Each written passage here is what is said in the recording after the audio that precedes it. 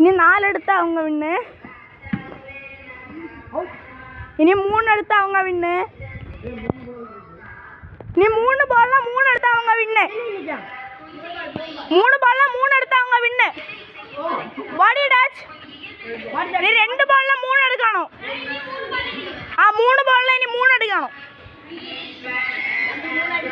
Keeping.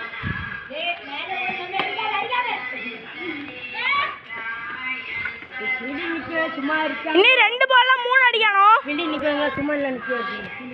2 பால்ல 3 அடிக்கணும். இனியும் 2 பால்ல 3 எடுத்தா எம்ஐ வின்னு, இல்லைன்னா சிஎஸ்கே வின்னு.